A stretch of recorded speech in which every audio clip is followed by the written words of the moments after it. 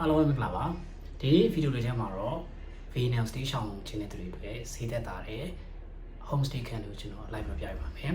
ဒီအခန်းနာမည်ကတော့ဒီ LA ကို home stay လို့ခေါ်တယ်နေရာကတော့ Phu Nhuan district မှာရှိတယ်ဒီစိတ်တဲ့အတွက်အကြောင်းမို့သွားလာလဲအဆင်ပြေတယ်ဒီ district မှာ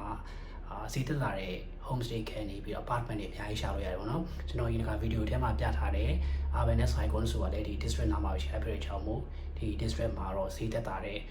အခန်းကြီးအများကြီးရှာလို့ရတယ်လို့ပြောလို့ရတယ်။ဒါတော့အခန်းဘယ်လိုမျိုးလဲဆိုတော့သိချင်တဲ့သူတွေအတွက်ဒီဗီဒီယိုထည့်ပြီးတော့ပြပြပေးပါမယ်။ဒါကတော့ကျွန်တော်နေတဲ့အခန်းပေါ့နော်။အခန်းထဲမှာတော့နှစ်ယောက်ကလေးတစ်လုံးရှိတယ်။ပြီးတော့ဒီဘက်မှာဆိုရင်လောလောဆယ်စပွဲခုံနဲ့ TV လေးပါတယ်။ဒီဘက်မှာဆိုရင်အခုထည့်တဲ့ဗီဒီယိုအကြီးရှိတယ်။အဲမှာဆိုရင်ကို luggage အကြီးတွေထည့်လို့ရတယ်ပေါ့နော်။ပြီးတော့ဘက်ကရေချိုးခန်းနဲ့အိမ်သာရှိတယ်။ရေချိုးခန်းနဲ့အိမ်သာကတော့နည်းနည်းကျင်းတဲ့လိုမျိုးခံစားရတယ်။ဒါအခန်းကတော့တယောက်တည်းနေမယ်ဆိုတော့ကြည့်လို့မခံစားဒါပေမဲ့နှစ်ယောက်နေမယ်ဆိုရင်တော့နည်းနည်းချင်းမျိုးဖြစ်နိုင်တယ်ပေါ့နော်ပြီးတော့အခန်းကတော့နည်းနည်းဟောင်းနေတဲ့ပုံစံမျိုးဖြစ်နေတယ်အခန်းထဲမှာဆိုရင်ရေခဲတဲ့တာမရှိဘူးပြီးတော့မိဖို့ကြောင်လည်းမရှိဘူးပုံထဲမှာပြထားတော့မိဖို့ကြောင်ပါတယ်လို့ပြောတယ်ဒါပေမဲ့မိဖို့ကြောင်တော့အောက်မှာပဲရှိတာကျွန်တော်တွေ့ရပါတော့ကျွန်တော်ခန်းထဲမှာတော့မပါဘူးချက်စားချင်းနေသူတွေဆိုတော့ဒီခန်းကတော့အဆင်မပြေတော့ပြီးတော့ဒီကောင်းရေးမှာပလက်ပေါင်းချက်ပြတဲ့ကြောင်ဖောကားသွင်းပြီးတော့သုံးချင်တယ်ဆိုရင်တော့ကောင်းရေးကိုချင်းပက်ထားပြီးတော့ပြောင်းပြီးတော့သုံးနေရတာပေါ့နော်အဲဒီချက်တော့ကျွန်တော်ဆက်ပြီး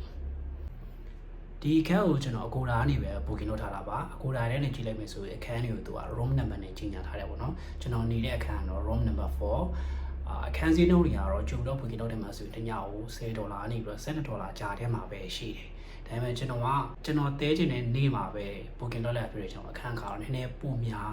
ပြီးတော့ပြီးလိုက်ရအောင်နော်$19မသိပြရတယ်အဲ့တော့ booking ကျုပ်လုပ်ထားမယ်ဆိုရင်အခန်းကတော့ဈေးသက်သာပါတယ်ဒါကတော့တယောက်စာစီးနှုန်းပေါ့နော်တယောက်စာကို$12လောက်ဆိုတော့နှစ်ယောက်နေမယ်ဆိုရင်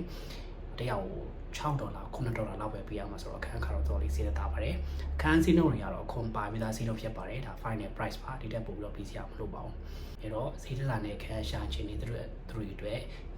ဒီအခန်းမှာလာပြီးတော့တဲလို့ရပါတယ်